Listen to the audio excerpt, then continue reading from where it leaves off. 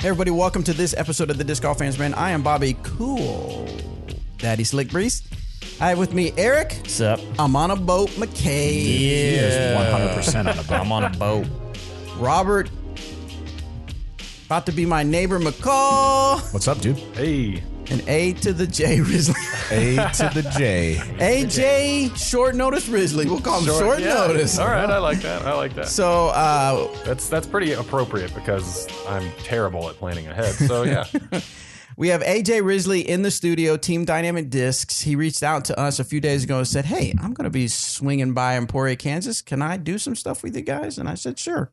We said no. Come on, the Disc Golf Fans Man anyway. show. Yeah. But yeah, I mean, you flash enough PayPal around these guys, they'll let you do anything around here. Yeah. That's right.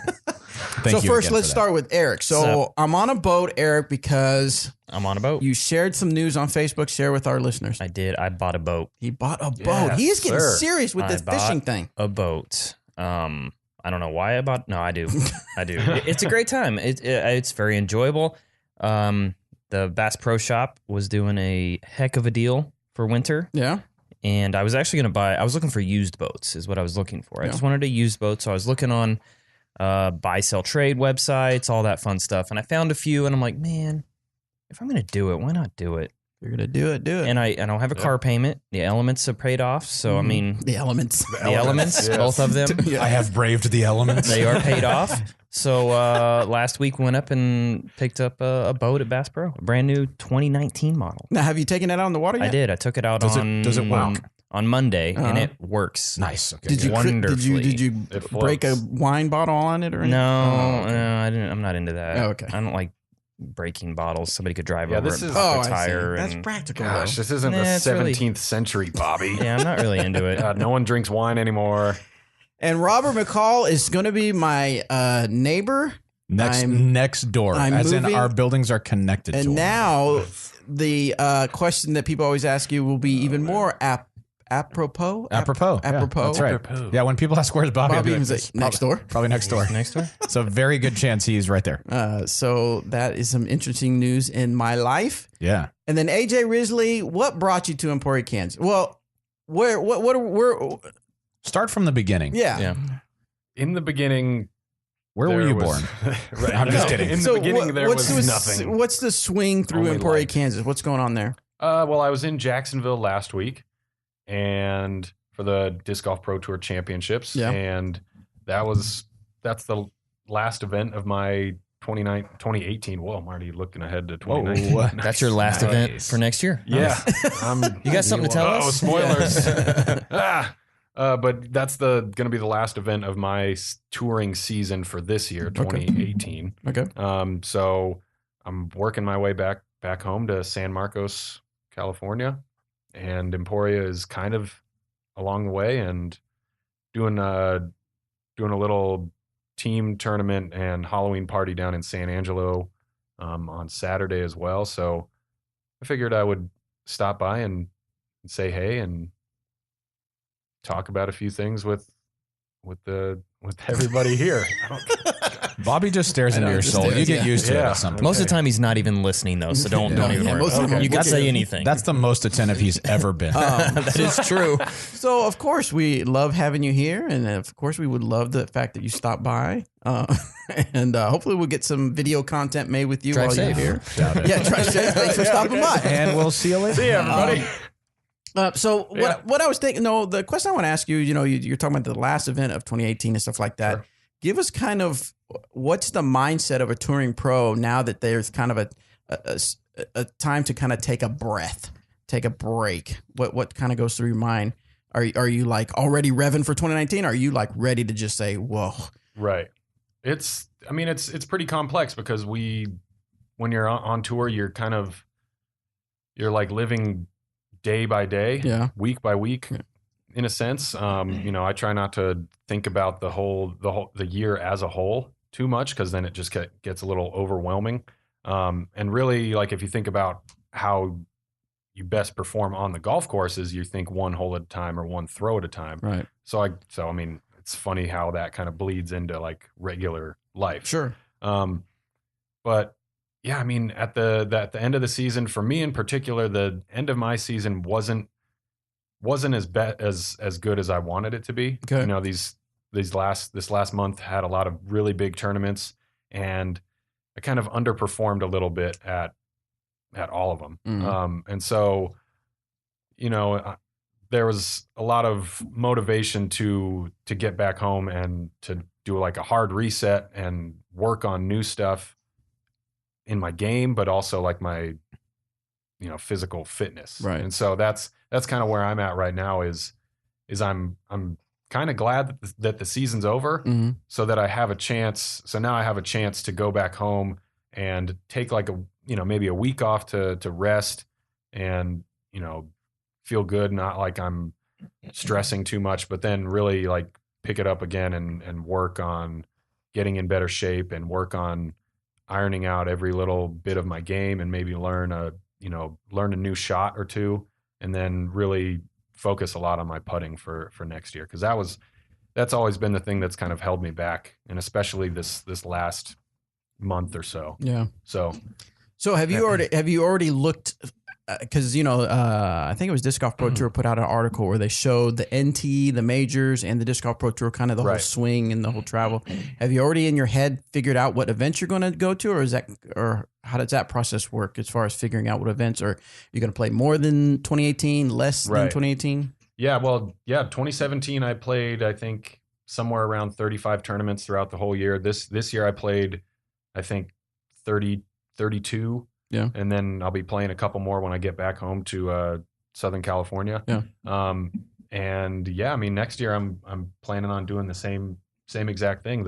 All the big ones. Yeah, all the big ones. Yeah, I don't know why that's not staying. Oh, all right. Well, I'll adapt. Sorry. Fine. But the Pro Tour is like the best opportunity that us as touring pros have to really put ourselves on the biggest stage, get the most exposure we can, and make a name for ourselves. So I plan to take full advantage of that, play as many as I can, most likely all the Pro Tour events, all the National Tour events. You know, that's kind of the same idea there. And then the majors. Excellent. Yeah. All right. Well, go ahead. Yep. And then on top of that, and then, you know, in between those gaps, there's still a bevy of, you know, really, really good A-tier tournaments with really talented fields. Oh, And yeah. so it's, you know, there's always a lot of competition and really good golf to be played. It feels like I was looking through some old videos and stuff on Facebook, and I saw some old tournaments. In fact, I even found the video where I videotaped me running a 5K or 10K at the zoo. And that's when Jeremy Taylor, my friend, brought some discs, and it was my first time ever throwing a disc. You have that on film? I have that on video on Facebook. And in fact, I was calling them Frisbees. I was like, yeah, my friends brought me some of these Frisbees. I'm going to check these out. How dare you? Which I thought was interesting. Anyway, my point is that It's okay. I remember when I started filming, the A tiers were kind of the big deal. It felt like, Yeah. I mean, there was majors and pro worlds and stuff like that, but it seems like with the Disc Golf Pro Tour, that's kind of taken some of the center stage, and people don't understand that there's still some good A tiers where there's some money can be made. Yeah. Well, it's weird because the Disc Golf Pro Tours actually are A tiers. Yeah, Right. True. That's true. But it has felt like it's kind of elevated those events. Well, when I first started playing and traveling, there was no national tour. Yeah. Oh, You know, that's true. The first year I hit the road was 2003. The first year the national tour was introduced. Yeah. So back then I remember there's A tiers. Yeah. And there weren't as many of them. Yeah. The Super Tour, right? Yeah, the Super Tour is what it was called. Yeah. Exactly. So it's kind of interesting seeing the natural evolution of the game of disc golf, Right. to where people don't tend to forget just because there's no video of it. There's still A tiers where there's still really good competition and still money to be made. I mean, and stuff like that. this day and age, there's B tiers out there that are stacked with competition and good money to be made. So it's proof that the sport is growing. All right. So we'll get back to a little bit more of catching up with you, AJ Risley, but let's get on with the show here. Something else to make sure you guys are aware of. If you are dressing up for Halloween and you're looking for ideas, we have a Halloween costume contest where you can actually win a Junior Worlds PDGA labeled compact cart from Dynamic Discs. And the way to do that is you have to, it's a costume contest. You post either on Instagram or Facebook and make sure you tag Dynamic Discs and use the hashtag Dynamic Halloween, Now the premise is you have to dress up as one of our products. You have to dress up like as a ranger bag, a soldier cooler, or as a sheriff, or a felon, or a deputy, or something like that. It has to be related to. It doesn't have to be Dynamic Discs. It can be of all the 3 brands, but it's got to be related to the 3 brands in some way. So as we get closer to Halloween, I'm looking forward to seeing some of those pictures come about. The other thing, real quick before we get to questions, Glassbone Open registration. Ooh. That is officially starting on November 6th. Make sure you go to glassboneopen.com, go to the players tab, go to registration, and there's a complete list of the dates of the actual NT, which is going to be the pro side. It's going to be April 24th through 27th. That's the actual competition side. And then the A tier is April 24th through 26th. Yes, 4 days. It's a little different than in the past because the pros are playing Wednesday, Thursday, Friday, and Saturday, whereas the A tier side is playing Wednesday, Thursday, Friday. Correct. And Eric, kind of explain people what we're trying with this new format. The new format, Doug and I have been sitting down in Resco kind of talking it through and trying to figure out what's best for everybody, the event, the sport, and that in general. So we decided, doing the 4 days is a little bit more maybe professional on the professional side. Yeah. And having the A tier side of things finish on Friday. Our hopes are that people stick around because of how awesome the block party is for Saturday night. Oh, yeah. And we would love to have all those people come out to the country club and follow the women around in the morning. Yes. Follow the men around in the afternoon and just create massive galleries. Yeah. And it would just be so epic to see all those people. And what better course than the country club really sets up for gallery? It's just going to be, awesome. And like I said, with the block party, we're hoping that people stick around and still go to the block party, and I think they will. Yeah, I think they will. So I'm looking forward. We've got some other special things in the works too. Oh yeah, we got. But I mean, he asked me to elaborate on things that I can. True. I'm just saying we're always working on something, but it's going to be a good time. There's some awesome stuff going on. We've had some mixed reactions to the different format, but Doug really feels that Glassbone Open is a time that we can kind of experiment a little bit with different things. So we'll see how it goes. And if it doesn't work out, we can always change it back. I think it'll be good. So like I said, November 6th is when registration begins. Now that's going to be open for non-U.S. residents, and then every week after that, it'll start opening up for the tier, for the ratings for the national tour side. The A tier side, look for the November 12th for the people in the United States. And what we've also done to kind of help. In the past, we've had like thousands of people, literally thousands of people trying to register at the same time. And that just kind of breaks down disc golf scene. So we're trying to break it up a little bit between starting November 12th, 13th, 14th, 15th, 19th, and 20th. So make sure you go to glassboneopen.com and check those dates to see when you can actually register when it pertains to your division. Nice. So that's some exciting stuff. And we're going to keep pushing out information on that so people are ready to go and aware. I feel like just the registration opening should get like almost as much like media buzz as the tournament itself. That seems like...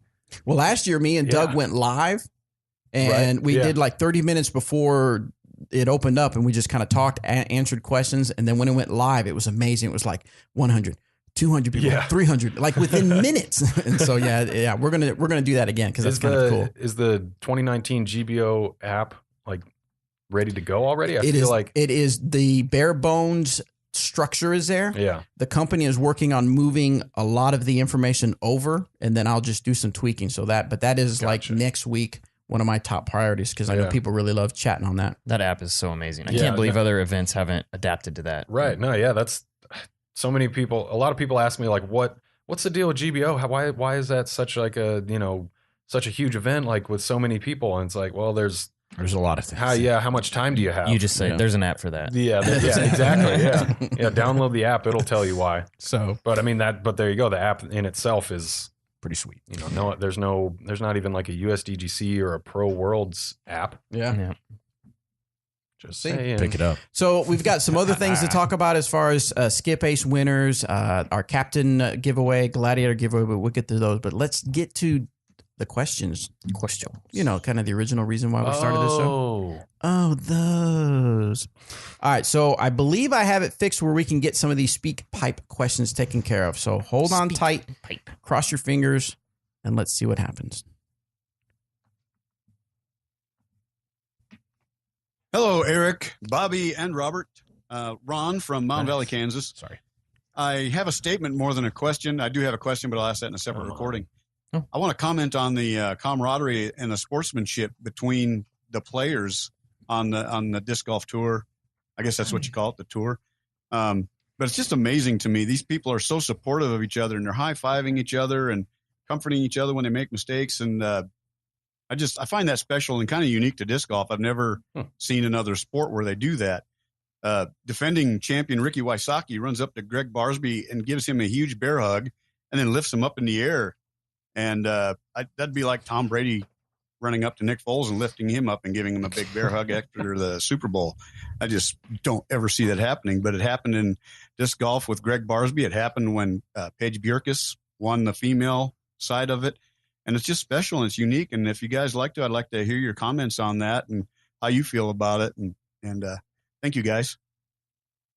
Wow. Yeah. So so that was not a question at all. So right. next. So, this is not this is not the disc golf comment, man. No, actually, Ron. This is going to be fun to talk about. That's actually a very good observation. I feel it is because now, of course, we're all human. There's some rivalries, and because this is a sport and these are athletes, so they're competitors.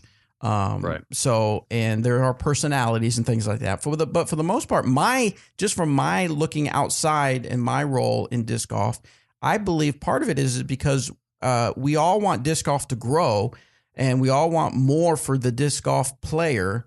We all want more people to discover disc golf. So in that level, we are all in it together. And so I believe that's where some of the camaraderie comes.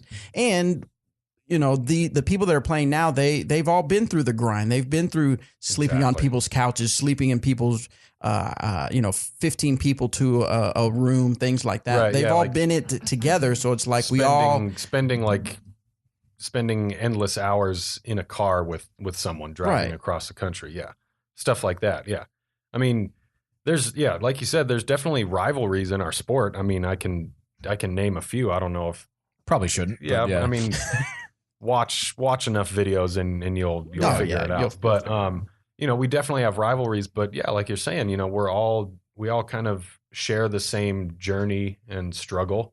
And really, like the thing about our sport is we're all just normal people, really. I mean, none of us are like superstars, celebrities, getting driven around in limousines and private jets and all that. So really, we're all, you haven't hung out with me yet. Right. Yes. On the boat. I mean, he's got a boat. I mean, come on now. Yeah. Sorry. Never mind. He took the Emporia River to work. Right. So take it back. But I mean, yeah. So we're mostly normal people in our sport. So, accurate. So yeah, I mean, yeah, but that's a really good point that he made about how Barsby wins his first world championships and everybody's rushing him to congratulate him right away. Yeah. Right. I mean, it's the world championship. I mean, you win the world, it changes your life regardless of what level, but it does. It absolutely does. And it also kind of shows how small our sport actually is. Right. When we're actually good friends, sometimes best friends with our competitors. Yeah. Right. So it's great. I love the fact that Paige got some love from the other Paige, who's arguably the best woman to ever play the game. Yeah, to show up and give her hugs and almost come to tears on stage for her. Yeah, I mean, it is awesome. It's great. I absolutely love the camaraderie that we have in our sport. Nice. I think super fast. Just to add to that, I think kind of along the lines of what AJ is saying, because so many of y'all have grinded to get to that point, that what the struggle was like to get there. And so even if you didn't win, you're still so excited because you know what that person had to go through. Yeah. I think that's part of it too. That's pretty cool. All right, let's go to the next question. This one's from Jared. Disc Golf Answer Man crew. What's up, guys? This is Jared from Southern California. want to say I love the show. I think Dynamic Disc is great, and I really appreciate what you guys are doing to represent the sport of disc golf. Anyways, I have 2 questions for you guys. With the upcoming off season, you can call it that here in Southern California. Feel bad for the rest of you guys.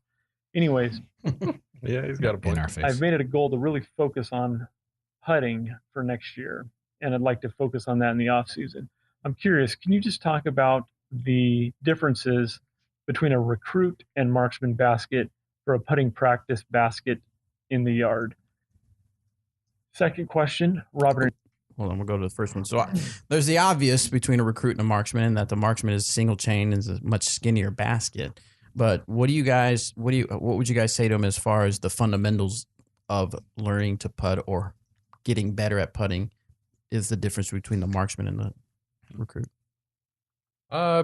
For me personally, I've never done like I don't have a marksman or bullseye or one of those like single chain really narrow baskets at home that I've practiced on solely. So I don't really know what it feels like to go from practicing on that, basically like a pole, and then going to the normal regulation baskets in a tournament. So I mean, I don't know about that personally. My experience has been just putting on normal baskets that we play in the tournaments, and that's kind of given me more positive memories and better visualization once I get to the tournaments. Then I can draw back on that real practice experience. Like, okay, this putt on this disc catcher or veteran or whatever that I'm looking at in the tournament looks just like the putt that I made 50 of at back at home. I could see that. I agree with that to a point, as far as if it's an event coming up. Right. I like, for instance, when GBO is coming around, I would go out to the course and actually practice putting on the veterans that are out there. Mm-hmm. However, when I'm just going to work on putting fundamentals, release, angles, all that, I love the marksman. It does actually have a smaller target, as long as you don't think like every putt, oh man, that one should have stayed in. I don't like this basket. It's really more about hitting the chain, hitting the line, working on fundamentals, that kind of thing with the marksman basket. I do believe it does make you a better putter in the long run, because the target is so much bigger when you get out to the course. Right. But I agree with if I have an event coming up, like say this weekend, I like to do a little more practice on the basket I'm going to be putting on. Yeah. Excellent. I agree with that too. Yeah. I mean, and that's what I'm saying is like, I don't know what it feels like to go from, one to the other, but I'm definitely not. Yeah. It's a little different for you two being on the road. Sure. All the time. You don't really have room to throw another basket in your car and set it up at He's already got 3 the campsite and all that. So in the car. Yeah. So You got 3 baskets in your car? No, I'm joking, dude. Okay. 3 baskets of oranges. Get out of here, dude. Are they good? It's pretty good. Pretty good. Next one is from Ken. Oh, no, he had a second part of this question. Oh, that's right. Sorry, Part Jared. 2. Let's see if I can figure this out so we can catch it up. Hold on, Jared. Because I'm not really into. Oh, Jared is here. Is between a recruit Here we and go. marksman basket for a putting practice basket in the yard. Second question, Robert and Eric, I'm curious, can you guys share your off-season putting routine, putting practice, what that looks like? Thanks, guys. Take care. Here we go. non-existent. It will resemble more of a fishing, like a thumber. throwing a line. yeah, there you go, throwing a thumb. No. However, when I was involved more in playing tournaments and concentrating on my game, my putting routine would basically be just going in the backyard or to the course with a stack of putters. And what I do like to do is just kind of find a couple baskets that are a good distance away from each other. A couple 100 feet, maybe 150 feet, somewhere around that range. And what I'll do is I'll take a stack of 10 and I'll throw approaches at that basket with those putters. And then I'll go and putt out from each one of them and try to make a game out of it. And I can't stop practicing until I've made them all 2 or 3 times, or whatever the case is, and make the shots a little difficult. So that way you're working on approaches and putting. So that was kind of my go-to practice routine. Yeah, I Like think that, yeah. something like that's good. I like doing a back and forth sort of thing as well. Sometimes I'll throw mid ranges out into the field and then turn around to the basket and trying to throw forehands back if I'm working on my forehand. But then that's good for me because my forehand isn't great, so it gives me more difficult putts a lot of times. They're not always really close. But yeah, I think it is important to not just drill putts same spot over and over and over. I think it's important to vary it up so you're used to feeling the distance from the basket, so you can gauge that a little bit better in competition. So that's what I usually do. It's not going to be every day or anything like that, especially when it gets really cold out here. But when I can get out, that's what I like to do. Also, Winter Marksman League Yeah, is a great place to go out and yes, work sir. on your putt during the off season. 100. Yeah. Oh yeah, that registration starts November 1st. Nice. If you're boy. trying to figure Coming up out soon. Yeah, if you're trying to figure out what we're talking about, go to dynamicdiscs.com/WML, Winter Marksman League, WML. Find out all the information there. Let's go one more question from Ken. Jared's got a good point though. I mean, Southern California, we're pretty blessed. Don't rub it in. Just had to throw that in there, huh? Get that out of here. More questions. Rude. Hey, I'd first like to say congratulations to Paige on winning the Pro Worlds. That's awesome. I'm sure you guys are totally stoked about that. Yes, we are. And that insane fourth round that Paige Pierce put in, we got to get the Nortex props in there. Anyway, here's my questions. I've noticed there's talking of Paige as the world champion now. I'm a noob Which to the one? sport, so to me, world champion would be end of the year ranked number one. Is the world champions just because of this tournament in disc golf? I like the Ken Climo disc you see from Innova where he says 12 times world champion. Did he win this tournament 12 times, or was he ranked number one at the end of the year 12 times? Just a quick question on that one because I'm not really understanding this. Second question I got for you guys is I don't know that anybody in the sport understands. No, I'm playing. No. So yes, that is actually a topic of discussion. I would say maybe even a hot topic among some people. I wouldn't say. So I've seen it discussed a few times on Facebook. It could be a hot topic, but we'll put out that fire pretty quickly. I think so. Ken Yeah. Climo won the world championships 12 times. That event. In That MPO. event. Yeah, an MPO. And then he won Masters, 2 more times? 2 or 3. Yeah. Something like that, yeah. So now He's good. I've discussed it with you guys, so I know kind of your opinions, but I want to kind of talk it out loud, I guess. What is it? Why is it that I've heard some people say that the professional world championship event is simply just another event, and that person just won that event. Why is that considered the number one person in the world? Of course, then you have. Maybe they're not. Maybe they're not. I don't consider it the number one person in the world. I Right. consider them the world champion because the tournament is the world championships. Right. At the end of the year, the person that's ranked number one is the number one ranked person in the world. Yep. I would say. I wouldn't. Right. There's 2 different categories there, in my opinion. And Oh, so yeah. and to me, the title world champion, that's a lifetime title. Oh, absolutely. You know, I mean, So you what really do you say to the argument where it's just like, well, you've just won another A tier? Well, it wasn't another it 8 wasn't because when I won mine, it was 7 rounds. It's not like it is now when it's 4 rounds when it does seem like another tournament. Sure. Yeah. Back when I won, it was we played It was more than just we a played regular 7 rounds, seven and a half rounds. 7 and a half, yeah. So it was a lot different back then. So it did feel a lot more prestigious, I guess Right. you would say, being that long of a week, Right. having to grind it out the entire time.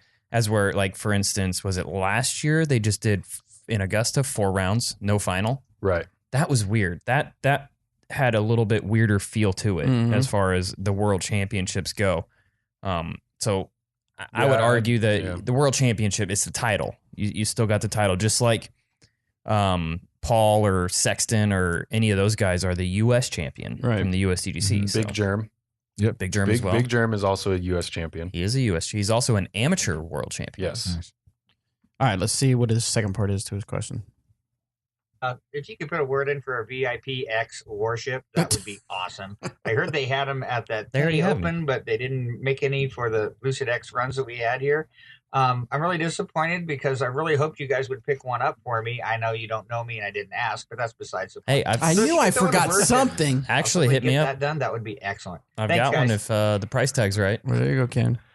You know that feeling when you leave somewhere and you're like, I think I forgot something. I think I forgot something. That for was that it. person That was I've it when we never left. met. When we left Sweden. To be That fair, was it. you could have bought one and somebody would have definitely wanted one. This is true. Yeah, what the heck, Bobby? And it would have been the person that you don't know That's Yes. true. or you've never met. But So speaking of Paige Bjerkes, world champion 2018 FPO. nice pronunciation. Do you like that? Yeah, it's great. Nice. I didn't did. say Pierce. That's true. You didn't. I've done that before. So anyway, she is coming back to Emporia hometown for a spell, and she will be back here. A spell? What is she, a witch? just in time for Halloween. She's going. Perfect. Yeah, she's going to Hogwarts. Yes, world champions. I went back to some 1960 sayings. Guess so. You know, be there for a spell means None for of a us short were time. alive in the 1960s. I don't know if Bobby Neither was was alive I. I was either. not All alive. right, then. Anyway, so she'll be here for a short period of time. Is that better? There you go. And she's Cool. going to be. We're going to do a store signing on November 2nd. She's going to be in the store signing the store. signing the store all The over the inside place. or the outside? So if you want to play, you can actually, if you want, I hope I don't get in trouble, but I'm part of an email chain. You can actually start ordering right now, and in the notes gosh. say you want Paige Bjerkes, world champion, to sign your discs, your bag, your shirts, your whatever you want to your order. store? Your store, if you want to order the whole store. Yeah. And she will do that on November 2nd. We're going to go live, have a little fun with that while she's in the store doing that. And in fact, November 6th is Paige Pierce. See, I did it. Yeah. Paige Bjerkes Emporia Day, a proclamation for her, which is going to be really fun. What? There's going to be a parade and everything, and she's going to be part of the parade. And Yep. they're going to No be like Paige way. Bjerkes Day. Yeah. So That's super so excited cool. about that. Of course, What, are you kidding me? we're gonna video it and go live. And she put a spell on me. And Oh my God. Probably. Is she gonna For calling is she her gonna- Pierce. I know. Yeah, really. Is she gonna sit on the top of her Focus as someone drives it down? What is it? Commercial. Commercial Sure. Street? No, Yeah. I'm sure it'll probably be like the fire engine or something. She'll be on like top that. of the DDRV. Oh yeah, surfing the like DDRV Teen is Wolf. going to be in it. Yeah, Dude, that is so awesome. I know. It is Oh cool. my gosh. Yeah, so it's going to be really cool. So anyway, my point is, Wow, Paige Bjerkes, dreams do come true. you can In order Emporia, something. Kansas. You can order something right Oh now my- up till November 2nd, and she will sign it for you. Make sure you put it in the notes. And no, obviously, it's going to be a delay because we're not going to ship it out until after November 2nd. So super excited about that. One more thing. Will you ship it to people that you don't even know, or that Of course. We If they ordered- buy it. even if they haven't even if they haven't ordered, will you? No. He's hearkening back to the guy who said you should have brought me a VIPX Right, worship, which- even though I didn't see. ask. Oh, yeah. Yeah, I'm gonna use that. I'm trying to. You're trying to incorporate yeah, that? I'm trying to. Yeah. I'm trying to. Sorry. So, and then one more item on my list, Skip Ace winner. Someone already emailed me, but we'll take a look to confirm. Way back in the day, I literally said if you played Skip Ace Fantasy Disc Golf and you won, I would give you is it Midnight Gray? That The keys to the city. the Ranger bag that you have? Heather Gray. Heather Gray. Oh, I have a Heather Gray Ranger bag. why do they? Heather, who's that? Why Yeah. do they? She created the pattern. She did. So they named it after What is her. going lifetime. on? Now I Wow. can't even log into Skip Ace. What is going on, Because Johnny it D? It sounds like feather, but it's Heather. Get out of here. I'm just wondering, like, is Heather? So you can't get into Skip Ace, is what you're saying? That is correct. Well, it's then- telling me Facebook is saying it doesn't. Doesn't Now exist. it can't find my Bobby at Dynamic Discs email address. The website's so busy that it crashed. It's true. It can be busy. It's pretty much over. Is it letting you guys in? Are you That's even the trying? joke, Bobby? I'm looking. Skip You just need the standings for our league. For D, yeah. Okay. I think it's Kevin Guion. Yes, that is correct. He's the number one winner, right? He is. Yeah. Guillaume. Yeah. So he is the winner. Anthony. and It will Fitz. not let me. So he will be receiving, and he's already emailed me. He was right on it. He remembered that we were giving something away. Sweet. And so I have his information. So congratulations to Kevin on the win there. And I'll send that out to you. I am. Heather Gray, sister of the doctor on Grace. I really don't That's fine. understand why I can't log in, but I digress. Hey, look, Shay, is that? Yeah, that's not Shay. Oh, that's not your Shay. No. All right, let's go to the next question. This one's Cooper with a K. Oh, hello. What's up, guys? My name is Cooper from Little Rock, Arkansas. With a K. Shout out to my man, Danny Lindahl. Hey, Danny. I'm currently driving to Memphis listening to your podcast, and I was thinking, is there any way that Bobby, Eric, Robert, Anthony, and Danny, y'all can get together and play around somewhere in Emporia and have someone video y'all playing each shot, just How are like we gonna any do that? tournament coverage I can video round, it. and maybe 2 or 3 of y'all commentate on it? Because I feel like we hear y'all talk about how y'all play, and y'all give instructions and information about that, but we don't get to see y'all play much. And I think it'd be cool to get to put that together with everyone's discussion. I've seen Danny play. I've played with Danny a lot, and I've seen Robert and Eric play a little bit, but I haven't seen Anthony and Bobby play much. But I just thought it'd be a cool thing if y'all tried that out. I don't know if that's possible with your schedule, but just thought I would put that idea in your head. Anyway, appreciate you guys. Well, Cooper, we appreciate the question. And yeah, that's something we can try. It would be a little difficult, but I mean, I suppose we could film each other since we're out there playing. But it is a matter of schedule. I mean, Eric is going full force with the course design And the boat. and the boat, and true. of course, Anthony and Danny have things they need to work on. I will, however, tell you there will be somewhat of a modified version, or maybe we could make it a full trip. Of course, the bet between Robert and I, part of the bet is to go to Torchy's Taco and play around with my new suspect that I have. I didn't play with it yesterday. You are fired. I don't just blame you. realized that. You re-lose the bet. Did you not have it in the bag? No, Re-lose it. You didn't have it in gosh. the bag I think at all? it's sitting on my desk. I always assumed that you were somebody who kept their promises and whose word was their bond. I forgot And now it. you just left it. Oh my gosh. Yikes. I am 100% furious. I'm going to take it. Me and Anthony are going You to look Columbus, furious. Missouri. I am. Columbius? Columbus. Christopher Columbus. Welcome Here you Where's go. Columbius? Welcome to Columbus. There it is. There's my suspect. So I'm going to Columbia, Missouri with Anthony, Columbius. Columbium. I'm furious. and I'm going to go play. We'll go play around on you Saturday when we Columbius? get there. We'll just play a few holes, and I'll film. There is a Anthony. hole that throws over water. I highly suggest throwing it on that hole. What if I lose it? Didn't say anything in the rules. That's true. Oh, you should have thrown it on that hole last night. I know. The one I did lose my Renegade on. I've thought ahead. I will have backups.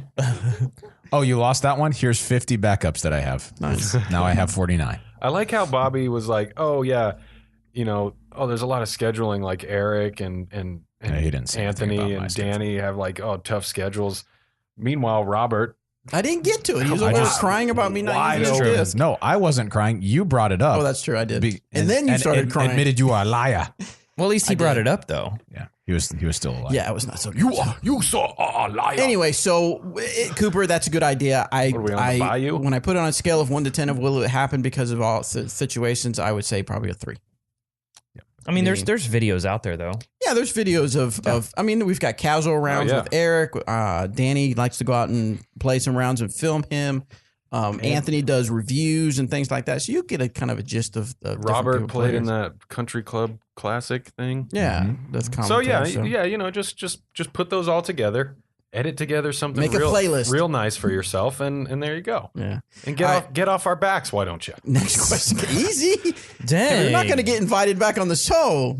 Take it easy on our listeners. Yeah. I'm the one sorry. that gets to be irate toward the I'm no. sorry, The but can I just say just one last thing? Anthony throws farther. Then a stick? What? Then what? And now Than me, for now sure. He's flexing on us. Then me. That's He's for always sure. flexing on. All right, next one comes from He Panjami. just throws farther. Hello, Disc Golf Answerman. Yow. It's Benjamin Pesonen from Finland. I just wanted Hey. to drop by real quick to give a shout out for Eric McCabe. What's up? I Ew. finally got my hands on a Lucid X Trespass, Ooh. and I absolutely love it. Yeah, it's yeah. so much overstable, more than I thought. Because last time when I talked about it in this podcast with you guys, I remember Eric McCabe saying that it's here more overstable.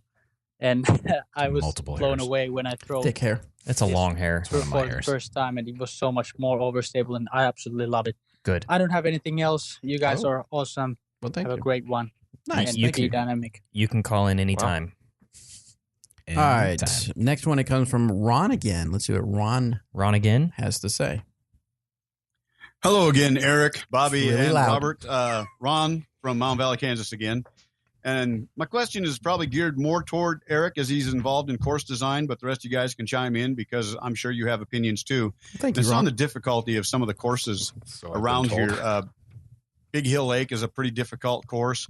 Idlehour Lake is a pretty difficult course. There's a lot of places where a guy can lose a disc. I don't have the money. I'm on fixed income. I don't have the money to go around losing discs.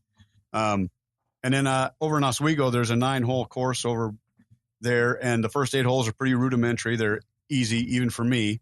Then I got to the 9th hole, and I'm steering across this 30 to 50 foot deep ravine with trees and foliage, bushes all over the place, and it's about 300 feet across. And I just went, nope, I'm not throwing my disc. So my question is it really necessary for some of these casual courses, especially one like Oswego, for them just to throw a crazy hole in there like that for what's going to be casual rounds of golf? I understand maybe Big Hill and Idlehour because they do tournaments there, but the Oswego one was just crazy, and I just found that 9th hole to be ridiculous, and I'd kind of like your opinion on that. So, thank you guys. Oh, well, that's it. Okay. Mhm. I guess I'm not familiar with the course, so I can't really comment on the hole per se, like how difficult it is. Is it how challenging the hole actually is? But is it necessary? It depends. It depends on what the people that either hired the designer to do or the club that designed it, that put the course in, what their mindset on it was. I mean, yeah, it does kind of stink for the players that, or more casual side of things that can lose discs. It very well could turn them away. But if you look at a town like Emporia, there is a lot of courses here that are very challenging, and you can lose discs. There's also other options for those type of players. They can go play Hammond Park. They can go play Pan. And kind of like you said, if you are just a casual player, what's the harm in playing the front 8 and then skipping hole 9 and then maybe playing the front 8 again or doing whatever you want to do in that regard. Yeah. I love to see, personally, for me, and I may be biased, but I love to see more challenging, more difficult holes being introduced. It's very similar to last night at Great Bend. Yeah. The course that we played that I had redesigned last night, the one that we all went out and played, it's challenging. It is difficult. And there is 3-4 holes that you do have a chance to lose your disc on. Mm. However, on those holes, there's also short tees. Yeah, there's an option. There's options on those holes, so you don't have to throw over the water or along the side of the water for the 790-foot hole. So there is options, and that's kind of the way I go at things. I look at it, what the customer wants out of the design. Do they want it to be championship level? Do they want big tournaments to be hosted there? And if they do, I always suggest, let's do some short pins. Let's do some shorter tee pads. Just that way, there's options for people coming out that maybe aren't as into trying to get better, or they're just in it for fun. Short tees is always a great answer, in my opinion. Yeah. Yep. Next one comes from Yeah. Will. I'm going to turn the volume down this time. There we go. Hey guys, this is Will from Nashville, Tennessee. Real quick, I love the EMAC Truth. I hit my one and only ace on it just a little while ago. Nice. If you don't have one, go get you one. I already have one. Anyway, Thanks. for about 2 two. years, I've been noticing some really bad hip pain on my plant foot side.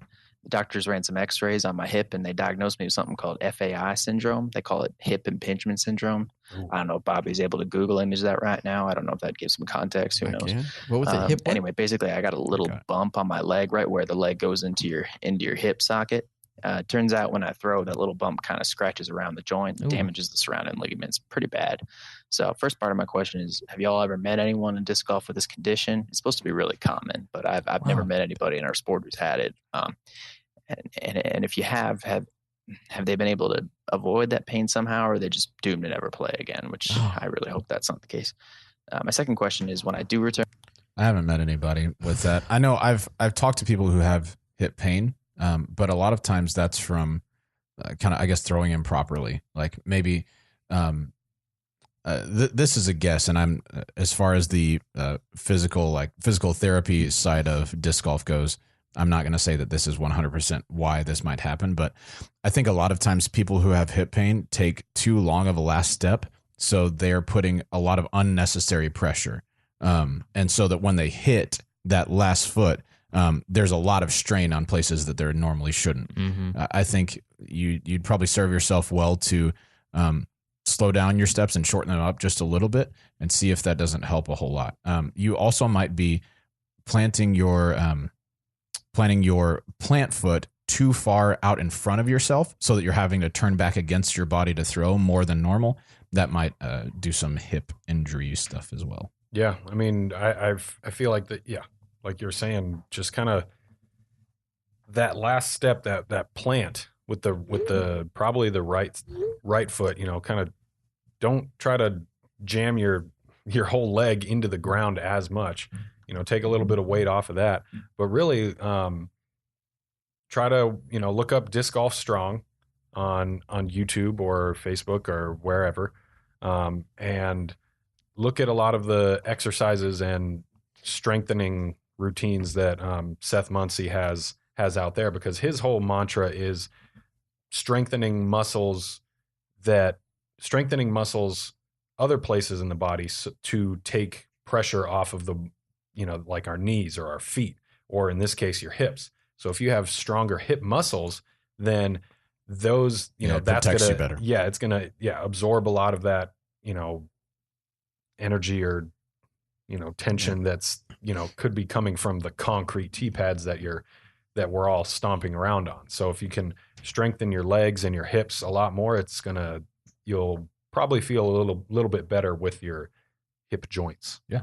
Let's see what his second part. I don't know if it's related or not. See what the second part is. Into the game, is it viable? I guess that's the word I'm going to use. Is it viable to be an exclusively sidearm thrower? Because I don't really see anyone doing this at the professional level, even if they have a really wicked flick. Don't you inevitably sacrifice some power? I want to be as competitive as I can be, obviously, but is it realistic, I guess, to dream of competing at that level with my limited backhand capacity to just kind of throw sidearms? Anyway, sorry about the lengthy question. It's been quite a journey. I hope I'm able to meet you guys someday. Keep up the good work. Thank you very much. Yeah, I don't think it's going to limit him on how far he can achieve, but I could be wrong. I would say it probably would. If you're talking, you're off the show. Thank you. I will see myself. I agree with you, Bobby. No, I will see myself. You're on the show. Dang it! He's already on a boat. You haven't figured this out yet, Robert? He doesn't need to be on the show. Yeah. Okay, we're gonna do the show from my boat. Yeah, I just thought of that too. I was like, we should do the show. I'm so interested. Well, I'm not on the show anymore, so it doesn't matter. All right, so when it comes to competing at the highest, because he says he wants to be competitive, and when I hear competitive, there's different levels of that, right? Like, do you want to be competitive in your local C and B tiers? Do you want to be competitive at bigger events, things like that? If you're talking bigger events and more championship level courses, I do think you'll probably be limited by not having a very strong backhand. Now, if you've got a super developed forehand that you could throw as far and as controlled as a backhand, sure. But you still have to have some sort of. I think most players now who are competitive at the top levels most of them are backhand dominant, have a pretty darn good backhand, and then like an okay or serviceable forehand, or they are fantastic at throwing turnovers, like really, really, really good at throwing turnovers. Yeah. So I think you will probably sacrifice some of your competitiveness in not having a backhand. Also, let's be honest, a lot of courses are favored to right-hand throwers because the majority of course designers are right-handed, and it's an imperfect science. But I do think you'll lose out on a little bit. I still don't think it's worth working so hard and hurting yourself more to try and get that back. If the option is be competitive or not injure myself, I'm going to not injure myself because it sucks.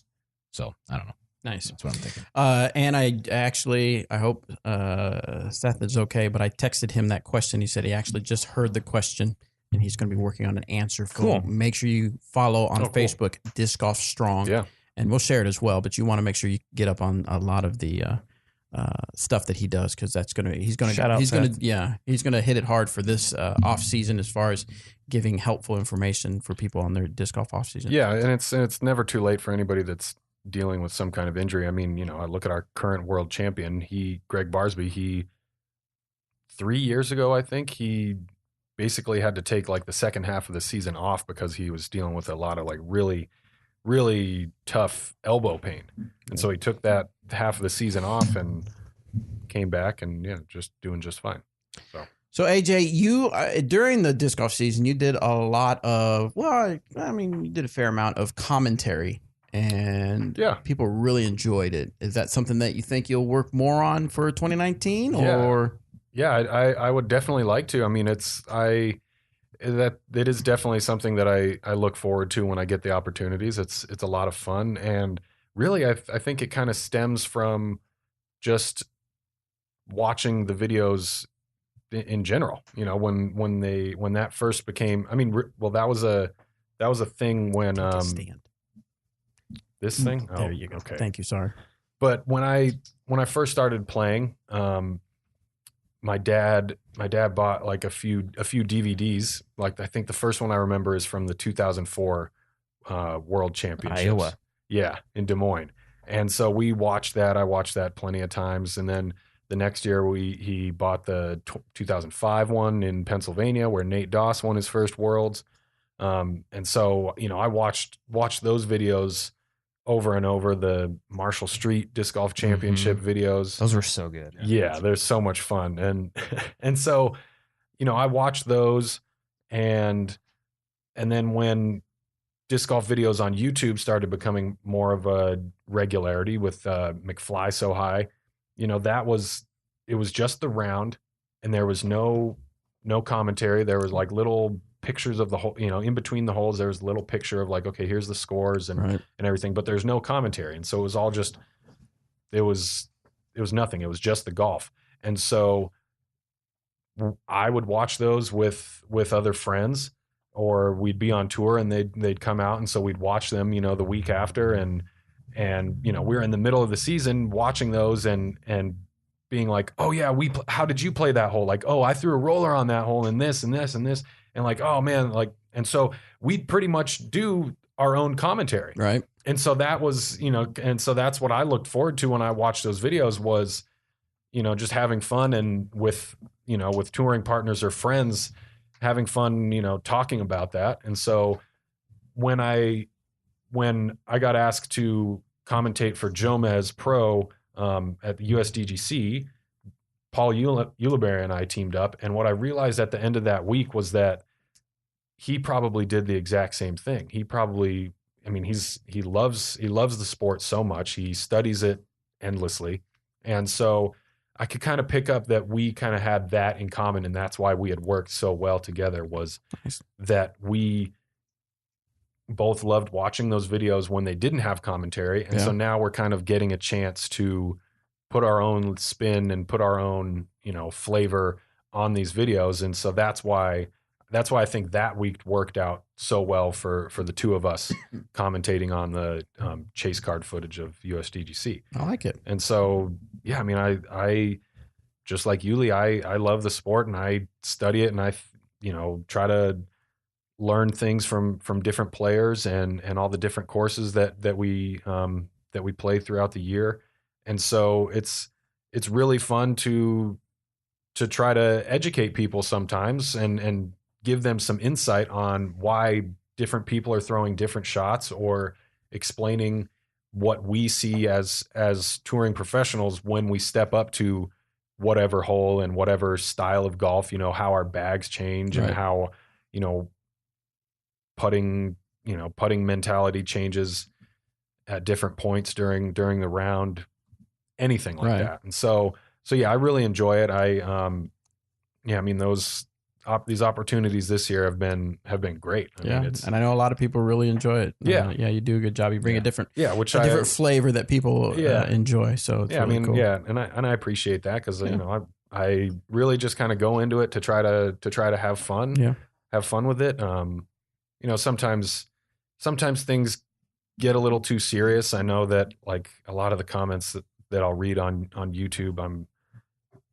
I don't know. It's not my proudest moment when I dive a little too deep into all those YouTube comments and fixate on the negative ones. Yeah, but it's hard to not to. But right, exactly. But at the same time, it's like if I'm doing something wrong or that I might not notice, I want to try to fix it. But some people say that like things get a little unprofessional, and I'm sorry. Sorry. And in response to that, I say sorry. To me, it's sorry. Yeah, we're just trying to have fun. No matter what you do, I mean, people like Dixon, they don't like Dixon. People like you, they don't like your. Or when I say like you commentary, some people like Terry Miller, some people don't like Terry Miller. Let's be honest, nobody likes Terry Miller. That's true. Nobody likes.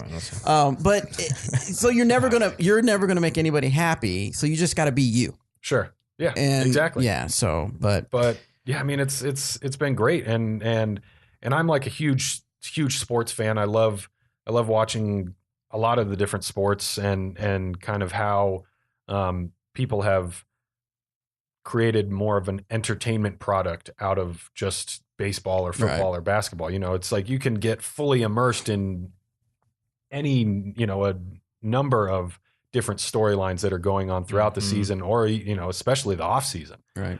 For those different sports. And so that really that interests me a lot. And so to have an opportunity to do that with disc golf, right. It's pretty awesome. Yes, please. 1,000 times. Awesome. Yes. And so this past week for Smashbox down at the Disc Golf Pro Tour, I got the chance to do like some sideline reporting with them. And that was fun too. That kind of like was a different avenue that I saw that I really You did a little bit of that.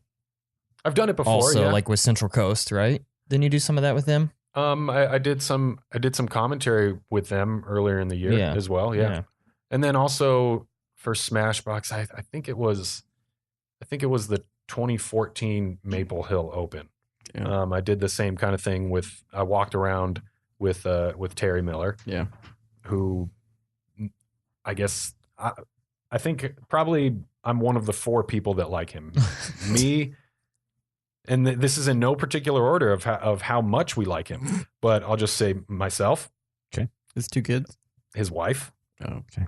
Yeah. His kids. And then his even on the list. And then his only one of his kids is on. I'm the other person who likes him. Oh wow. So okay. All right. So we got a baker's dozen there. Or, yeah. Good math. Baker's dozen. 5. Sorry. Anyway, let's move on. That's the kind of thing you can expect if I'm on bad math on the docket for commentary. It's those stupid non sequiturs. Bad math and lies. All right, let's do it. Let's go to the next question. This one's from Vader. Do that. Nice. Where's Darth Vader? No, let's see. Hello, Eric, Robert, and Bob. I have 2 questions here. The first one. Okay, First of all, Bob is his dad. Bob is my dad. I am Bobby. Now that we've got that established, moving on. One was about scoring. I'm an unranked rec or novice player, and a few times to date, I've questioned the honesty of the person keeping my score on my card. I always keep my own score with a normal stick golf type score counter. But my first tournament, I didn't trust my keeper, so I recorded my own card score as well. This created a little bit of tension between me and my scorekeeper. The reason I didn't trust them was because it was a mixed doubles beer tournament, and she was a little lost by the time of the second round. And I could tell she knew I was counting strokes when we both recorded our own. What is your guys' best advice on approaching this, typically when you may not fully trust the person recording your score? And then second, pause here, Bob. Hateful. Hashtag who's Bob? You're losing me, Vader. Yeah, who is Bob? I mean, how do you? We've talked about this before. How do you? Basically, you worry about yourself, in my opinion, and you keep your own score if you're concerned with that, and then you can exactly check the math at the end of the day. But it happens. I mean, but it sounds like this is a unique event if you're playing some kind of drunk doubles. Like, who really cares about score during drunk doubles anyway? Am I right or am I wrong there? Well, I mean, depends on how much you're playing for. Yeah, does the winner get the 6-pack at the end? I mean, because in that case, I'm gonna ball out. well, yeah. I mean, keeping a duplicate scorecard is just keep your own. Yeah. Like, I mean, you don't need to worry about. Yeah, you can keep everybody on the cards if you want, but I would suggest to keep the tension low. Just keep your own score. You know, have a piece of paper in your bag, and or just tell them ahead of time. Like, hey, I'm going to keep my own score just so you guys know. Yeah. It's not a slight against you. I'm just going to keep mine just so I know for later. Yeah. Yeah. I mean, haters going to hate. If you already know what was going to happen, I know maybe you don't know what's going to happen, but at some point you could say that, and maybe that would, without calling out the offender. I would just say it is kind of calling out the offender. Say it right at the beginning. Yeah. And then honestly, if they're going to be prone to mess up your score, whether on purpose or not, that's going to just help them to think about it a little bit more because they already know, hey, I'm going to keep my own. Yeah. All right, let's see what the second part is. Vade. Baker's dozen is 13. I don't know if you know. I'm aware. God, who's This question mainly reflects Eric. Joke. In regarding to the hole lengths, when a hole is hilly or has a dog leg, or maybe has a gully in the middle, how is the distance measured? Is the ground space covered on the recommended fairway, or is the direct distance to the pin? Saying you shot a laser from the tee pad to the basket. Thank you for your guys' time. Vader. This is Vader. Definitely Eric. Well, if you shoot a laser from the tee pad to the basket, it's going to be as the crow flies. It's going to be a straight line. The laser flies. I mean, you don't really have a mirror. Somebody standing at the corner at the mirror or something like that. That'd be kind of cool. That I'm interested. Let's try it. I think it just depends on the event. I think a lot of the courses are kind of measured to where the disc flies, as opposed to like a straight line or a dog leg or anything like that. So there's a good example at Winthrop Gold for the USDGC. There's hole 10 is from tee pad to basket, and they even measure it out. They even tell you on the tee pad like 470, 470. Yeah, but the fairway, the inbounds area, goes in like a nice little C shape, like a big horseshoe almost. Yeah, and so that's what they use for the official hole distance. Is they might have had a wheel. Yeah, I bet they did. That they walked around that like backwards question mark style, and it says like, okay, now the hole's like 580 or something like that. Yeah. And I the one thing the USDGC does really well that I like is in their course guides, they have distances to certain trees, from trees to the basket, and that's really great. That is nice. Yeah, it's nice to have. So I don't know, to answer the question, I mean, it varies. It's tough. Yeah, it does vary a lot. I mean, because you look at a fairway that kind of gets like a little S curve. If you do one or the other, if you do the wheel, you're going to get the distance of that curving fairway. But if you do just a laser or GPS coordinates, you just get a straight line. And so you're going to lose maybe, who knows, 50 to 100 feet. Maybe they should do both. Yeah. Do like color. But But really, I mean, like playing so many new courses, some that have, really accurate tee signs and whatnot. And this is over almost 15 years. The less and less do you rely on the distance that the tee pad says. Over time, you kind of learn how far you're able to throw with your distance drivers or fairways or mids, and then you'll learn what a 400-foot shot looks like. Just visually, by eyeballing it. Yeah. So if I don't pay a whole lot of attention to distance, to be honest. Yeah. Right. Same. I just throw the frisbee. Throw the frisbee. I have Nice. no idea that That was really good. That was really good. Next one comes from That was really disrespectful. Bobby already played drunk doubles this morning. I guess so. Yeah, I'm playing it right now. Oh my God, Anthony's face so good. Next one is from Throw the Greg. frisbee, man. I think he said Fearbee. Check the tape. Go ahead. Yes, this is Greg from Tennessee. I had a question for you guys. So every time I play with different players, I always seem to choke. I just don't do the shots I usually do. I tense up a little bit. I don't know what it is, but you can tell me what I can do to change that. Be awesome. Thanks, guys. Nova rocks. What did he say? I'm sorry, what? Gopher rocks? I don't know. Gophers rock? Anyway. Minnesota Gophers? Maybe that's a good Gophers. My advice to you is how to not choke when you're playing with other players. Drink some water. Stop choking. I mean, it's just a thing. You just got to Clear the airway. Yeah. Allow yourself to breathe. You just can't. You have to do your thing. Well, You stay have in your to own comfort zone. Yeah. Don't try to mimic what your competition is doing. Don't worry about anybody else. Put blinders on. Tell yourself, I'm not going to worry about it. I know it's one of the things, maybe it's a lot easier said than done, but you have to, to me, it's like a muscle. You have to work on it. Oh, yeah. You shoot a bad shot, it gets in your head. You're worried about what other people think. You're worried about what other people are doing. Then you've got to stop yourself and say, stop and worry about my own next shot. And then the next hole, stop, worry about until you work that muscle and it becomes natural where you are in your own game and you're good to go. Yeah. And that's what makes golf such an amazing sport is that a lot of it is mental. And, specifically in this case, in terms of like learning how to win, there's a lot that you can do in your own head to keep yourself from, finishing, to keep yourself from performing to your fullest potential, your highest potential. And by that, I mean, what we sometimes call the self-fulfilling prophecies. Yep. Where, you have these negative thoughts in your mind when you get to these pressure situations. And I know firsthand from this because I do this a lot, and it's like the worst thing that has kept me back in the past 5 or 10 years is thinking about bad things that have happened before and thinking about like, I remember, oh man, is this the putt that I'm going to miss this round? Is this going to be the short putt that I miss this round? When you're stepping up to that 15-footer, and a lot of times, if you think about that and it clouds your mind enough, it will become the short putt that you missed that round. So the way to fix that is to remember what you did well.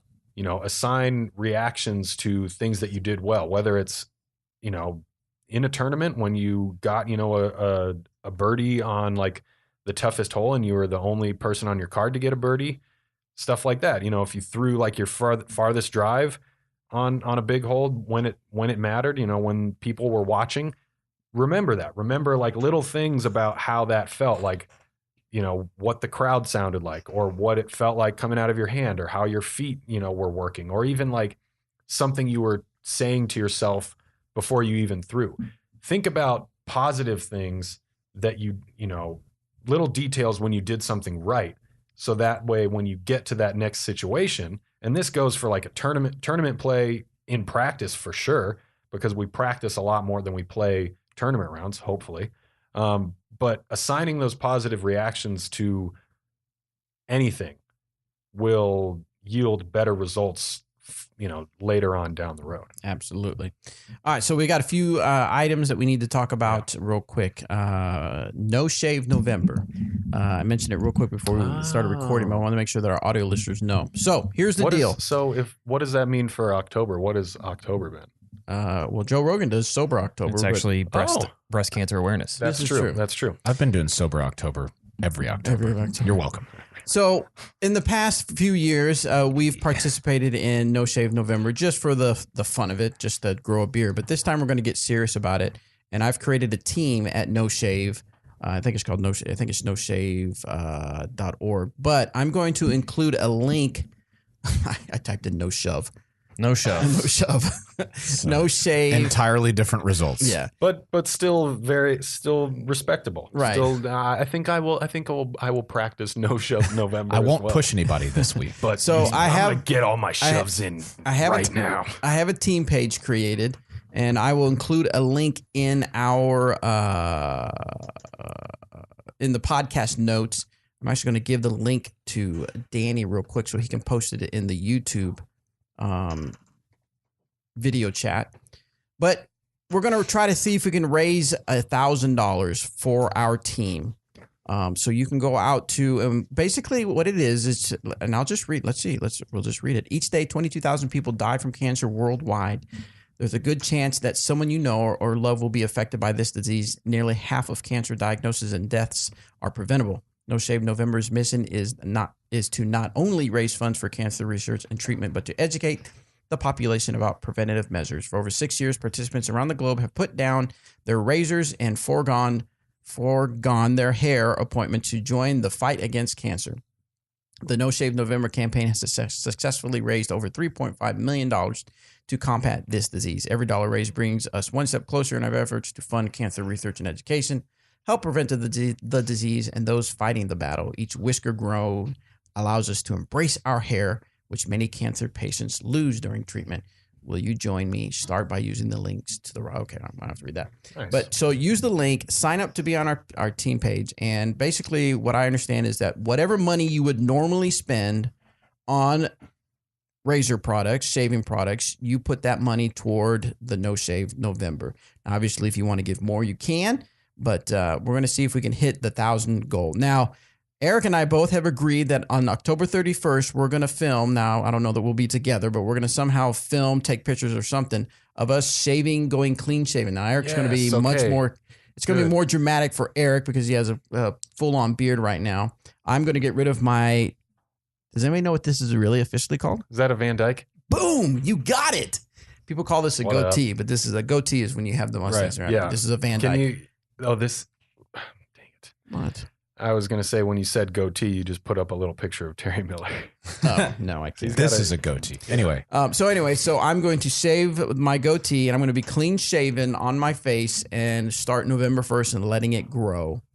Robert is, we've tried to talk Robert into doing it. Hold on. I'm going to do it. I'm going to do it, but really close. Okay. Here's, what have you decided? Here's the reason. So, when I used to like straight shave with a razor, I would have the worst razor burn on the face of the earth. Okay, I get the crying, but it would stay around for a long time, and it sucked. So I'm gonna I have clippers that I used to trim my neck and. How close is it gonna be? Very, very, very short. We'll be able to tell. Oh, 100%. Okay, like it won't be like long hairs. Like it will look like a 5 o'clock basically shadow at best. He's shaving with no guard. Right? Yes, correct. No guard shaving. So it'll be extremely short, just not like a straight up razor. Gotcha. But it'll still, the effect will be noticed immediately because I have a baby face underneath here. Okay, so I think we should do a little. If you do it at your house, maybe I'll make a video. Do a little video of you shaving and stuff I will like that. also stop when I have only a stash and show you guys what a sweet mustache I can have. Thank you. Oh, nice. Not very sweet is the answer, but I'll still I'll take a picture. Okay, so now you can criticize us all you want, but we do have some rules that we're gonna do because again we do have to be on video and things like that. So we are going to make sure that our necks are clean. So we can clean up our necks. I'm going to shave my head. I'm not going. Come on. You think my glasses give me 20 years? If I let my hair, it would give me not just 20 years, but nerd points. I would get so many nerd points. Yes, because it would be like that's not a nerd. Nerf. No, but it's not a good look because I've been on long weekend 4 or 5 day weekends and it's not a good look for me. Man. So anyway, like general beard cleaning up stuff is acceptable. Trimming the mass of it is unacceptable. Right. So trimming the lines, the neckline and the cheek line. That's it. Otherwise, it's gonna. I mean, now should we leave the lip hairs? I'll leave the lip hairs right now. Come on, man. It's pretty self-explanatory. It's 30 days too. I don't know if it's mine not are like gonna grow. It's not like you're gonna be like Derek Savory 2 years ago. You know what I mean? I mean, let's be honest. That's true. He does have a huge one. So I don't know, Bob. Stop trying to glance away from this. This No Shave November. Come on, dude. This is not partial shave November. Are you going to do it? I'll do it. I mean, you sure? Look at me. Yeah, I've been doing No Shave October right now. Yeah, but are you going to do it? I'll do it with you guys. We'll watch your Facebook page and make sure you do it. It would have to be No Shave 2019 for me to get to where you guys are at right now. Which I mean, let's do it then. Yeah. Let's do No Shave 2019. A little rebranding. Yeah. I still get to get haircuts, right? Yeah. Okay. Yeah, so you can get haircuts. Well, Bobby is. Okay. Yeah. Bobby's getting daily haircuts. Daily morning. That's right. Okay, good. Every morning. So anyway, we're going to do that and we'll post, obviously you'll see the progress on YouTube when you watch us on YouTube, but we'll post pictures on our Facebook page and things like that. So you guys keep up. And if you are participating, I will take a picture of your clean shaved face October 31st, the night over, the morning of November 1st, and post it to the Disc Golf Answerman Facebook group and let us know that you are participating and you'll be donating. What do we? If we hit the $1,000 goal, we will do some giveaways. Yes. Ooh. Perfect. Fantastic. Yeah. It's fantastic. What if you hit the $10,000 goal? Then we'll give away even more things. Wow. Yes, we'll give away a lot more things. A free ride on my boat. So you heard that correctly. When you make your pledge, just write in the comments, Bobby, don't shave the top of your head, and see what happens. And just pledge even more money. Well, I think he's saying it's not the top of his head, it's the worry. It's the size of his head. No problem. Won't shave here at all. Will shave here. That's fair. All right. Maybe if we reach a certain goal, then I won't shave it for a week. Yes. 10,000? That's a pretty big goal. That's a pretty big goal. 5,000. If we reach, if I can talk like Elmer Fudd, if we reach, if you reach your goal, $3,000. But I got to have someone else that you guys got to be in it too. What are we doing? Just mustache for a week after? No, that's not that. It is for Robert. Are you kidding? Oh, that's true. I'm so not interested in that. See? What if these two guys do the Van Dyke, like you? Also, no thanks. Yeah. See, not even 5,000.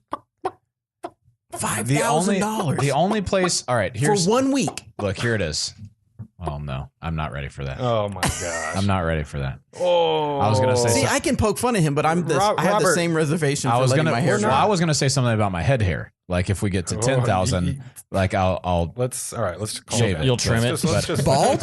Not bald. Let's just How calm long down. would it take to grow back out like where it is now? Well, I mean, it grows like because you have pretty thick hair. And this grows like a half inch every 3 weeks or so. Okay. So to get back to this, we're talking. I mean, it'd be several months before I'm even. We're never going to come to conclusions. So let's just move on. Regular no shave. At the 1,000, yeah. Goal. First rules, $1,000. We'll do more giveaways as we get more money. Yes, as we get more money, we'll do more giveaways.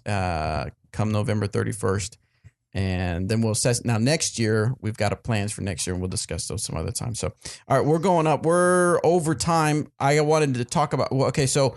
Real quick, we had the Gladiator giveaway and we wanted people's opinions. So we'll just kind of discuss those if you guys are all right with that. Keaton says his plan. Okay, so the question was, how do you plan to stay active in disc golf during the winter months? We got 128 responses. And from those responses, I will use randomgenerator.org and I will create a spreadsheet and I will select a winner using Random Generator, and I will get your address and stuff like that to send you stuff. But this is some of the feedback we got. Keaton says, I will keep playing because I live in Texas. Hateful. Texas still gets cold. I know. Yeah. Mark says, I'm going to sack up and play. All right. Okay, buddy. It ain't All that right, cold, he's- wet, or snowy in Denver. Besides, He's how gonna else put will all it- his discs in a nice like wool sack. Yeah, I will something to spend my keep 'em Christmas warm? money if I don't lose some discs in snow drifts. Did he say it's not that cold in Denver? I know. Patrick said he's going to do some basement putting and ice cold rounds. Nice. That's perfect for a marksman. I usually play throughout the winter. It's not too cold or deep in the snow I play. At worst, we use a spotter to see where the disc goes in the snow. That's from Brian.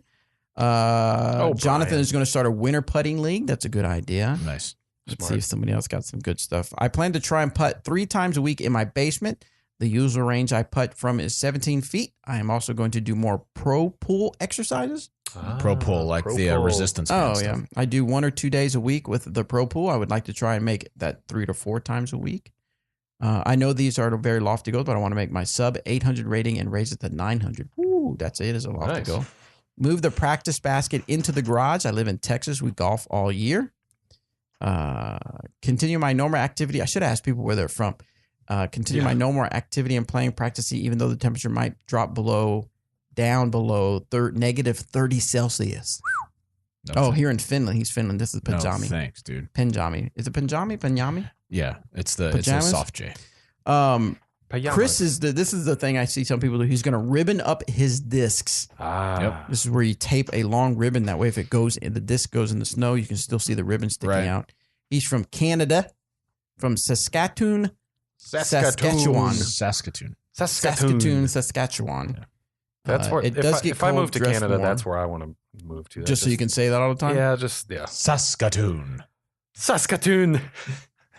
Do you turn Irish whenever you move to Canada? Little Scottish there. Yeah, Scottish. There it is. I'm from Saskatoon. I don't know what's going on. So it seems who's, like a who's lot. getting the Gladiator then? I'm not going to do it right now. Random In a second. generator. Yeah, I'll do it here in a second. Whatever. Do random generator. Last topic I want to talk about, and here we go. This is going to be a doozy. We're going to keep it real. YouTube people, you can chime in, and we'll kind of go over these comments. Nice. The railroad tie. I thought, okay. Yeah. From Nate Sexton and the Disc Golf Pro Tour Final. Now, Sure. I know this has been talked to death, but I assume that our listeners would be curious of what our thoughts are. So hopefully you watch Disc Golf Pro Tour, and I will try to sum it up. And, of course, you guys fill in the blanks that I leave. So there is a particular hole that there is a... Hole 15. Hole 15 railroad ties that creates an island? No. Yep. And the railroad tie was not considered OB. It was inside, right? That's what they said. And it appeared that at some point they were doing some mowing and the railroad tie was moved and not replaced. Nate Sexton, unfortunately, it was my understanding that the road tire was there all week. Yes. Right. It was, but right. It wasn't moved during the middle of the tournament. It was moved before tournament play started, or even maybe during practice, I'm assuming, but was never returned because you could literally see the grass kind of growing up where the railroad tie was going. Right. Right. I thought I saw a picture. So anyway, Nate landed in a precarious spot where it was unsure if he was OB or safe. Yep. And some questions were asked. Some odd way of handling it was done, and he was considered OB. That this is the opinion part, Right. Yeah. And the OB, he was called OB, and he lost the finale by one stroke, and it cost him a little over $4,500. Right at $4,500. Is it right at $4,500? Yeah, and then That could have been bonus money, whatever. too, Yeah, whatever bonuses there were. Right. Correct. So we weren't there. AJ, you were there, right? I was there. Were you? But Did were you move were you the near, railroad did you- tie? He Right, did it. yeah, He was- single-handedly. Were I'm you so near strong. everything as it was happening? Yeah, exactly. Yeah, I was. Tell us kind of the mood and the vibe that was happening. It was strange to say the least. It was and we're not here to accuse anybody of anything. No, yeah, of course not. Yeah. Yeah. No, but yeah, I was there. I was doing, like I said, the sideline reporting for Smashbox TV, and so I was right up there. That when they had a discussion, I got right up in there so I could hear everything that they were saying and to see what it was, what the ultimate decision was going to be. But I don't know. Yeah, I guess start from the beginning. In the beginning, there was. Well, I don't want you to have to describe the whole thing. Just kind of tell us, I mean, Nate's shot came in onto the island, skipped on inbounds, and then skipped and rolled just in between this gap, 5 feet wide, where there was no railroad tie. And in that gap, usually what we've seen at just about every other tournament where there's something, relatable like this, where there's a clearly defined OB line on either side, and then there's this, like I'm saying, a gap where there's nothing. There's either a string line to connect the dots or a paint line. And there was no string, no paint. And the rule was that the railroad ties were the OB line, and which means that the railroad ties are also out of bounds because the line can be a millimeter thick, it can be 10 feet thick, whatever it is, that line is part of the out of bounds. So your disc has to be touching some part of inbounds for it to be considered inbounds, which the disc was pretty clearly not. The only way Nate's disc would have been inbounds is if they would have connected the dots, connected the two sides of the railroad line from the outside. Yeah, the outside edge. So it was pretty clearly OB. If you look back at there's some other video that was put out. I mean, the Disc Golf Pro Tour has a couple. They have the round videos from the finals, and Corey and Brian from Central Coast were on the camera for that, and they kind of included a little bit of the discussion. If you go back and watch the Smashbox feed, I know it's like going to be 3 or 4 hours long, whatever. You can skip ahead to hole 15. We're all grown-ups here, and you can do that and see the whole conversation unfold right there, because Chad and Todd were right there with the cameras and pointed on the players, pointed on the discs. And so, yeah, there was a discussion. Really, the discussion was Nate was asking, why is there no line and why is there no official or tournament director out here right now to answer this question right away? Because in that case, what we're supposed to do is if there's any kind of uncertainty, you play a provisional. Right. And which he did. Yeah, which he ended up doing. And so it's like you either play a provisional or there is also a rule that if you have to make a call right then and there and you need to wait for, a course marshal or a tournament director to show up, you can actually let groups play ahead of you during the tournament. And so, there's like a little bit of that rule kind of coming into play because it was a unique situation. It was the finals of the Pro Tour Championship. There's no, it's pretty much whoever has the best score at the end of this round wins the whole thing. Sure. There's no. So the big controversy, I guess, is why wasn't this top level event not as prepared as now? I get it. I'm not throwing shade in a sense because I get it. We do GBO. We make plenty of mistakes at GBO. And we beat ourselves up over it. We have a document of just line by line of things we should have done, things we didn't think of, things we need to improve. So I'm not coming off as saying we are perfect, but it seems to be. I guess now the big controversy has kind of moved away from whether he was OB or not, more to why wasn't this caliber of event as prepared as they should be. I see from the YouTube chat that someone says, now I haven't listened to PDJ Radio, but apparently Steve Dodge got on PDJ Radio and took the blame. Now, this is obviously hearsay because I'm seeing it from someone that chatted. I don't know exactly what Steve Dodge said, but he just simply said that Steve Dodge went on PDJ Radio and took the blame for it. Yeah. But at the time, it was a big deal. I mean, it created a lot of controversy. Someone actually said on the chat said water sports without controversy. And I mean, it seems like every other event does have something where should have been done better or just some sort of controversy or things like that. So, and again, probably in 2 or 3 weeks, probably less, we'll all be over it and we'll move on to the next thing. But it is a big deal. And it kind of makes you wonder. Danny, I'm not sure what Danny's source was, but he posted a comment and said that it actually, that railroad tie had been there for the entire 2018 year. So it wasn't even like it was just moved right before the tournament. It was actually hardly ever there. So So anyway, I just want to get y'all's opinion. I don't remember seeing it when I was out there practicing. I remember, I like clearly remembered because I just remember that the wall itself is like 2 and sometimes 3. I'm pretty sure ties railroad ties high. Yeah. So it's like, okay, well. So every time we have to get in and out of this island, we got to climb over, a little mini fence. It seems like, except for that this one gap at the beginning of the green where you can walk in where there's no railroad tie, and then at the back end of the green where there's only one. Right. And so I made a tiny little mental note of that. It wasn't a mental note so much that okay, there's a gap here on the right side of the green, so make sure your disc doesn't skip out there or fly over there. It wasn't really that. It was just that I noticed. But should it have been? I mean, is right? It? Yeah. I mean, that's the argument is if everybody played the same course. Everybody played the same setup. So in a sense, when you say you make this mental note of don't do the skip shot here because it could bounce out over in the OB line, it would beg to say then don't do a shot that might hit this gap. Sure. Yeah. And I mean, that's, oh, geez, sorry. I'm not going to try to question Nate Sexton's absolutely route choices or his execution or anything. And but I mean, the way to prevent that is to just easy line, easy paint. And then the big question too is if the disc had landed on top of the railroad ties, it would have been out of bounds because what the rule was, and this I didn't hear this read on screen, but I heard this afterwards, is the railroad ties were the out of bounds line.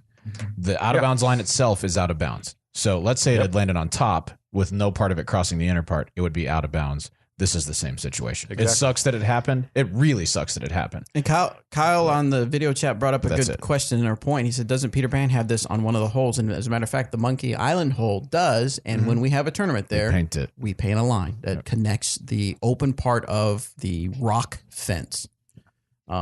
Yeah. So again, we're not picking on the event or throwing shade at the event. However, the opinion is and everybody can agree there should have been something that connected the railroad ties, knowing that was there. Yeah, it sucked. Again, it's GBO. We have plenty of things we could have done different, should have done, and this is just one of those things that unfortunately came into play. I'm sure there's other things about the course that could be criticized, but just didn't happen to come into play because of the situation. Right. And another quick solve, creating those lines on the openings on islands, flagging and painting all OBs is really good, but also making sure that your caddy book is almost bulletproof.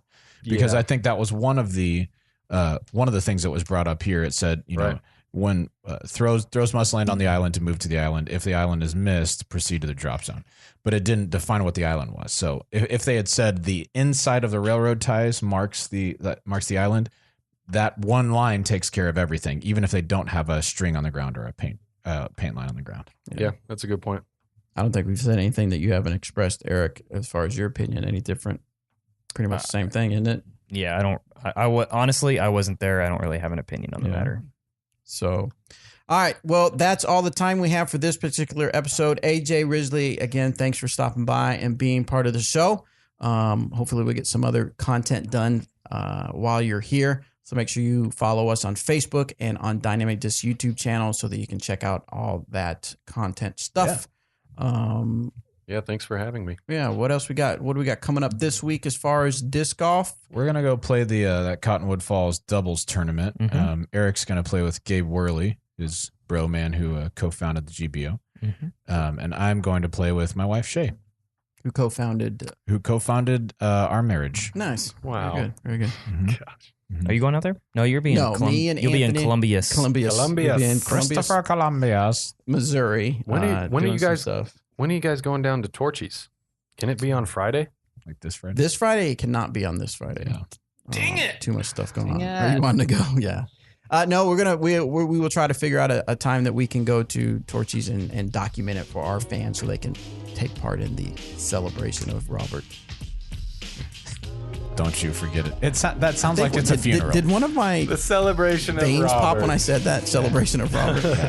I think one of my veins I know it popped. hurts you really bad, but Yeah, see if you. I'm not going to apologize. So, all right, guys. Thank you so much for tuning in. We will see you on the next one. Okay, bye.